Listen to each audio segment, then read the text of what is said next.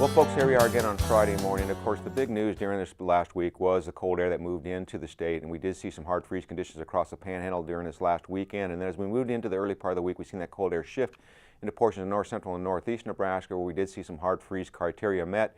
As we got closer to the I-80 corridor, most of the temperatures were in the hard freeze to just a frost type values, anywhere from 32 to 28 degrees.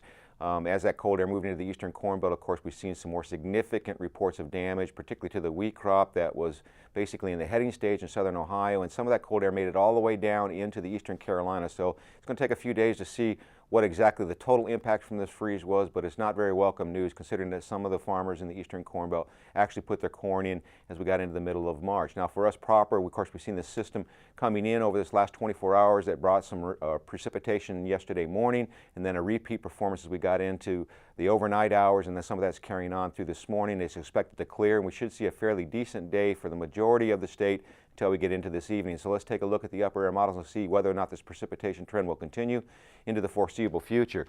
Now here is the trough, and the energy that associated with the first piece of wave moving out is now moving up into the upper Midwest, so the precipitation shield is clearing Nebraska. So we should see temperatures in the northwest today primarily in the mid-50s, but as you get into extreme southeastern Nebraska in the warm sector of this air mass, we'll be looking at highs in the mid-70s, with thunderstorms possibly developing as we get into the overnight hours, and some of these may be severe, particularly in southeast Nebraska. So we'll have to keep an eye on the weatherman to see whether or not we see some issuances of weather advisories, but more than likely we will see something issued across southeast and south central Nebraska. Now as we go into tomorrow, we'll see that this trough starts to make its way toward the plains and start to inject some energy up into the western high plains region, particularly on the Front Range. So we should see some scattered thunderstorm development across portions of eastern Nebraska, and it may really get focused as we get into tomorrow afternoon, and we may see a widespread severe weather event, particularly in the eastern one-third of the state.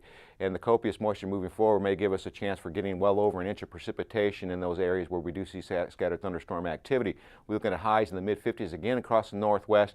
As we get into southeastern Nebraska, we'll still be looking at the mid-70s. Now as we go into Sunday, we're going to notice the main primary energy with this system starts to eject out, and we could see a pretty significant snowstorm in the central Rockies, and some of that may carry over on the Front Range, and particularly may even impact portions of the panhandle. I'll have to keep an eye and see whether we update this model in terms of this accumulating potential, but it does look like a fairly widespread precipitation event.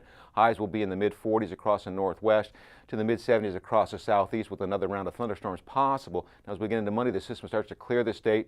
Cool air starts to dive in around it, so we'll be looking at highs in the low 40s across the north to the low 50s across the south, with frost conditions possible by Tuesday morning. As the system moves on Tuesday up into the upper Great Lakes, we'll be looking at highs in the low 50s across the northeast to the upper 50s across the southwest. And as we get into Wednesday, we're primarily going to be in a zonal flow. We'll start to see our temperatures bump up a little. We'll be looking at highs in the upper 50s to the north and the mid-60s across the south. And by Thursday, we'll see much warmer conditions. We'll be looking at highs in the upper 60s to the low 70s. 8 to 14-day forecast from next Thursday following Tuesday. Above normal temperatures in terms of precipitation, drier than normal conditions.